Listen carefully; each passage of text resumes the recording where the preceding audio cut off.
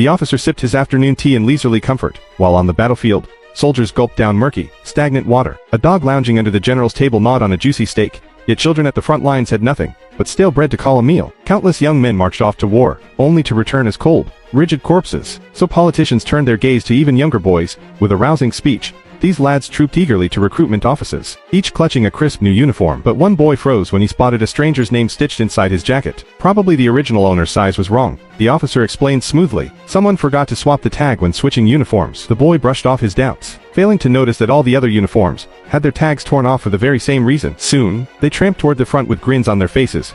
Grins that vanished the moment acrid poison gas seeped into their ranks. The new recruits fumbled to strap on gas masks. But this was merely the first bitter taste of war's brutality. That night, the boy lay near the trench and spotted a wounded enemy. He raised his rifle and fired, but in the next breath, he became a target himself. His helmet bore the brunt of the shot, saving his life. Keep your head down if you don't want to end up a corpse, a veteran warned. Life grew grimmer by the day. Facing death so constantly, the boy's emotions dulled into numbness. The only flicker of joy came when he and the veteran snuck into a farmer's yard and swiped a goose. Rations were scarce at the front, and a simple roasted meal felt more triumphant than any battlefield victory. After a string of devastating defeats, leaders finally signed a ceasefire. Eager to bury the pain of war, the boy and the veteran snuck back to the farm to celebrate, only to get caught. They fled with a handful of goose eggs, but when the veteran stepped away to relieve himself, he crossed paths with the farmer's son. A sharp gunshot cracked the air. The veteran stumbled out, muttering he'd been hurt. Before collapsing, the boy dragged him to the med tent, but the doctor glanced at the body and shook his head. He was already gone. Peace was so close, yet the boy had lost his last friend. In those final hours, the general ordered one last attack. Soldiers who refused were shot on the spot. The rest had no choice but to charge back into the fray. With 15 minutes until the ceasefire took hold,